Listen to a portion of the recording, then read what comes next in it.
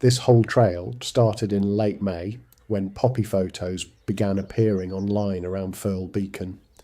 So I drove out at dawn during the heatwave, hoping to scout the fields. I found no poppies that morning, but the reward was this: sunrise, still air, a mist hanging over the downs. Next, I checked Ditchling Beacon and the road climbing up from Brighton. I have seen poppies here in previous years, but not this time. Instead, the downs were full of angelica, buttercups, and early morning possibilities. With the late May heat still building, I parked along Ditchling Road and walked out towards the Chattri. I hoped I might spot more poppies along the way. There were small clumps on the field edges, fresh and in their prime, but no great splash of red. Balmer Down was another location I picked up from social media, and this time the poppies were definitely there. The views from up here are magnificent, looking across the South Downs towards Kingston Ridge, Firle Beacon, Mount Caban, and even out towards Seaford Head. But finding a strong composition was harder than expected. The field sloped away to the northwest, and the best patches of poppies did not line up naturally with the best backdrop.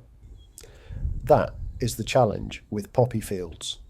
The red might look impressive when you first arrive, but the photograph still needs shape, depth, and something beyond the flowers.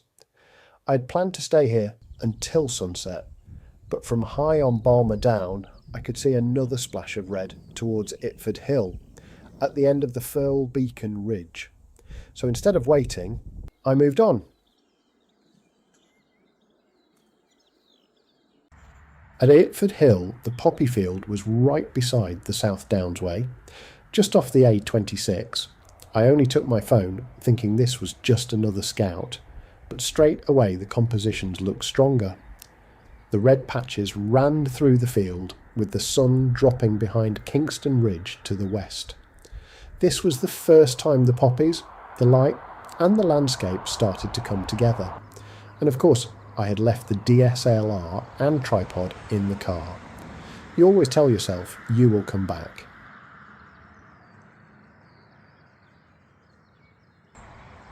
I came back to Itford Hill the next morning, mainly to check another field I had spotted from the A26. But from higher up the hill, the first poppy field started to work in a different way. Not as a close-up flower shot, but as a red splash in the wider landscape, with the footpath leading back down towards the valley and the train passing below.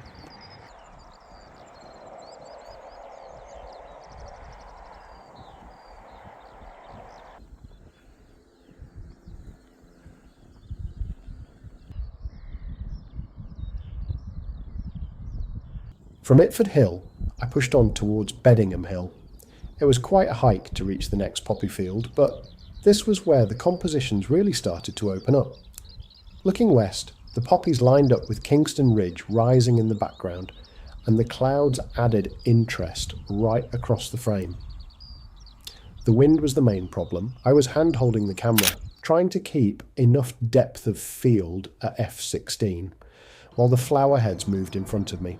This felt like a field that could work beautifully at sunset, with the ridge behind and the poppies catching the light. But by now, I was still scouting, still moving, and still chasing the next splash of red.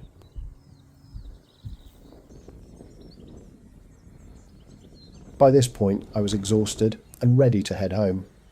Then, driving back along the A27, I saw it, a big splash of red on the north-facing escarpment of Firle Beacon. This must have been the field I had missed on that first dawn visit. I parked up again and followed the footpaths around the base of the hill. This was the strongest field so far, with poppies running across the slope and Mount Caban rising to the north. The light was turning white and stormy, which actually helped bring out the red in the flowers. But the wind was getting stronger and the weather was closing in. This was the place I wanted to keep returning to, but work had claimed the week.